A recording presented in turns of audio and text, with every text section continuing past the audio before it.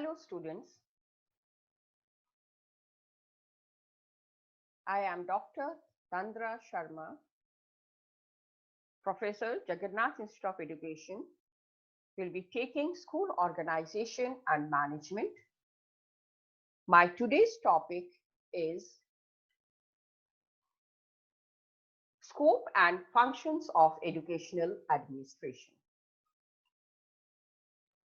In the last class, we had discussed about the meaning and concept of educational administration. Today, we are going to discuss about the scope of educational administration and the functions of educational administration. As we know, educational administration is a specialized activity which runs the entire educational program composed of human and material resources in an organized manner towards a fruitful and constructive goal. So therefore, the scope of educational administration is also very vast and wide. So before we go to the scope of educational administration, first let us understand what is the meaning of the term scope.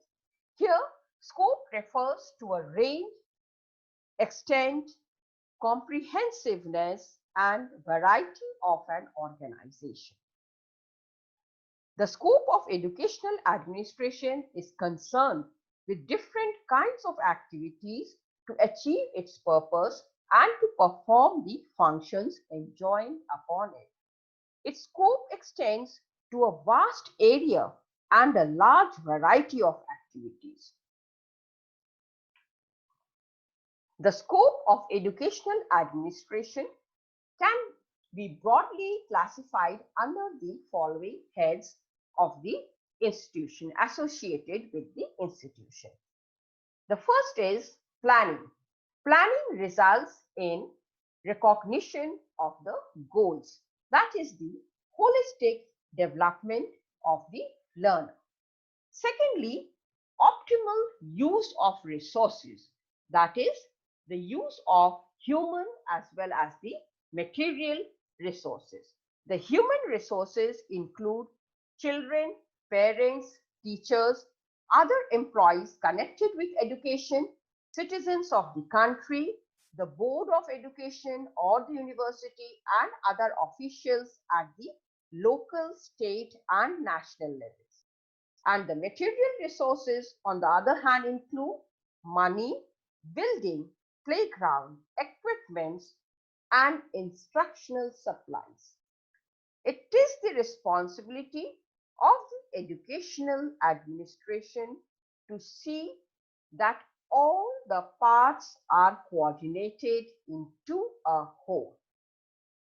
The third scope of educational administration is prevention of wastage, duplication of effort, and unhealthy practices.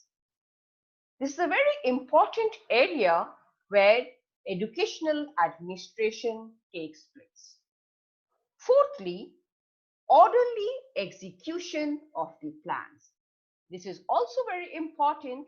Unless and until the orderly execution of plans are carried out, the activity cannot be completed.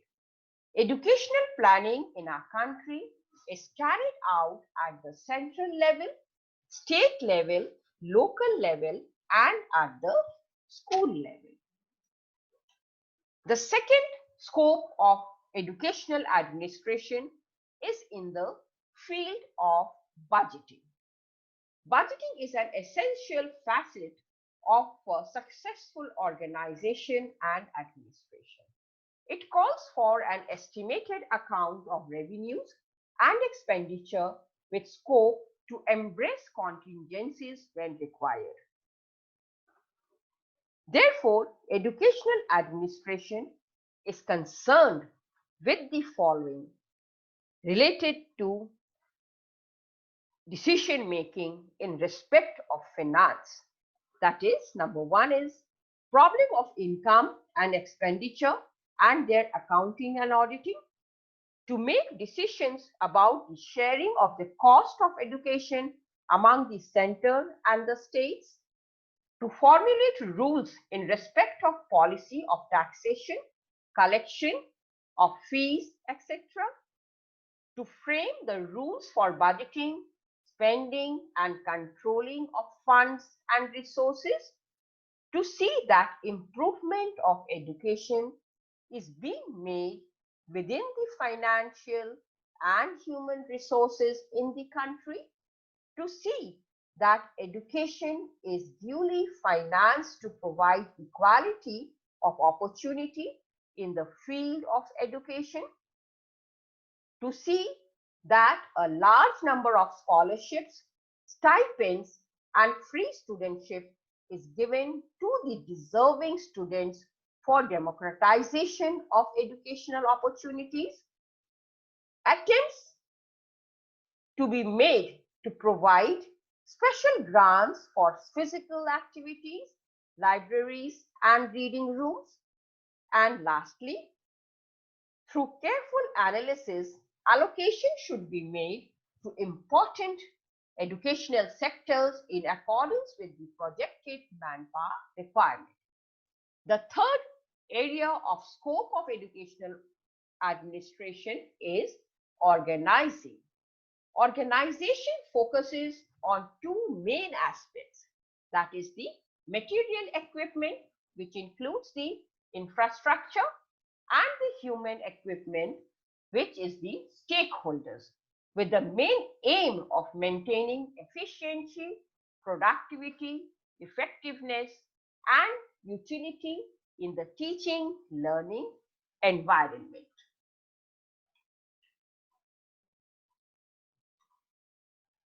Apart from this, the scope of educational administration also encompasses all the levels of education in its jurisdiction, as we had discussed that the scope of educational administration is very wide and extends over different fields. So, the various levels of education in its jurisdiction are the primary and the pre-primary levels of education, the elementary or the primary, secondary education, higher secondary education or post-secondary education, and the higher or the tertiary education. It is the educational administration that determines what should be the nature and system of administration for all the above levels of education. Secondly, it covers all forms of education. We know that there are various forms of education like the formal education. Formal education is the regular schooling system.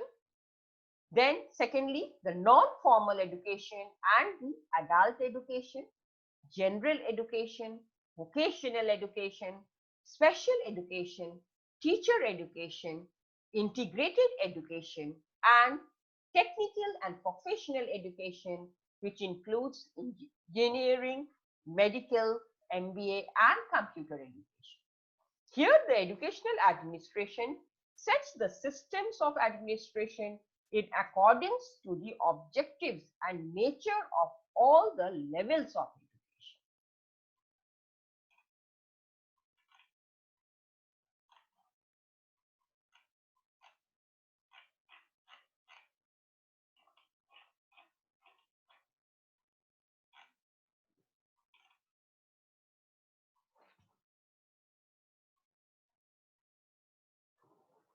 Thirdly, it includes all types and strategies of management that encompasses the following. That is the democratic administration, autocratic administration, or it can be laissez-faire administration. Fourthly, educational administration takes place at the various levels such as the central level, state level, district level, block level, and the institutional level also. Educational administration further influences the preparation of curriculum for different classes according to their diverse abilities and aptitudes, preparing the academic and the co-curricular activities, preparing the timetable and the time schedules for various activities, assigning duties and responsibilities to the staff members, organizing curricular and co-curricular programs, directing and motivating the staff of the institution, coordinating the efforts of people to achieve the purpose, exercising control over the staff, taking measures for staff development, managing of materials, management of finance, maintaining records and registers up to date, maintaining human relationships, giving feedback to the teachers performing well and taking remedial measures for teachers not performing well. Organization of community programs, the provision of auxiliary services like the midday meals, school uniforms, books, medical checkup, etc. These are all the activities or the programs that comes under the scope of educational administration at the institutional level. Thus, educational administration has a vast area of operation ranging from planning to budgeting in an effort to make the educational process purposive and functional. Now, let us come to the functions of educational administration. In the above section, we discussed that educational administration has a very vast scope. In order to cover the activities under the scope of educational administration, many functions are performed. Its functions may be explained through the following points. The main functions of educational administration are execution. Execution, that is the planning. This planning is mainly performed by the top level administrators, but some amount of planning is done by the other level of the administration also. Secondly is direction, that is giving the line of action. Thirdly is supervision, that is to supervise the work done in the field. Advice, that is the various methods of work. Stimulation, that is motivation. Exploration, leading, and assistance. Now let us discuss these points in details. First of all, let me come to the execution. In execution lies the foundation of an institution. Execution not only points out what resources are needed, but also the sources of procurement. These resources may include material resources like the building, furniture, library, laboratories, non-material resources like personnel, and other stakeholders like students and parents, and abstract resources like vision, mission statement, ideology, and value.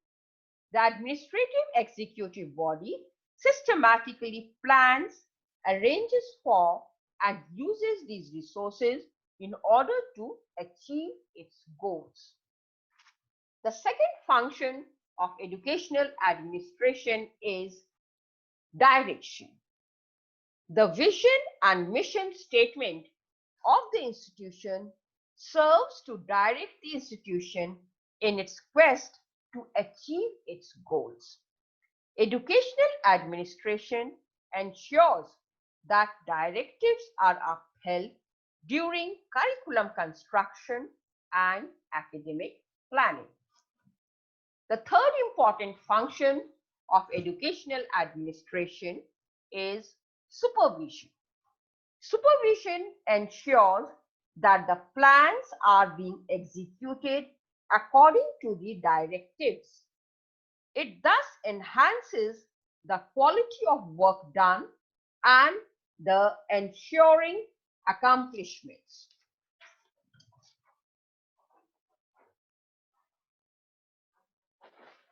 The fourth important function of educational administration is advise or stimulate. Educational administration analyzes the work and manner in which the work is done. It weighs the pros and cons and then puts into action plans which help remove the weaknesses and serve to accomplish the set goals. The fifth important function of educational administration is exploration. Educational administration initiates research, adopts and adapts to new methods and techniques in order to enhance learning opportunities. And the last function of educational administration is leading or assisting. Educational administration not only lays down the directives but also provides the requisite support system to enable the efficient and effective fruition of the set objectives or goals. Thus, we see educational administration is concerned with setting goals of education, managing resources, assigning tasks, issuing instructions, monitoring performance, taking remedial actions if needed, and lastly, accomplishing all the goals. Thank you.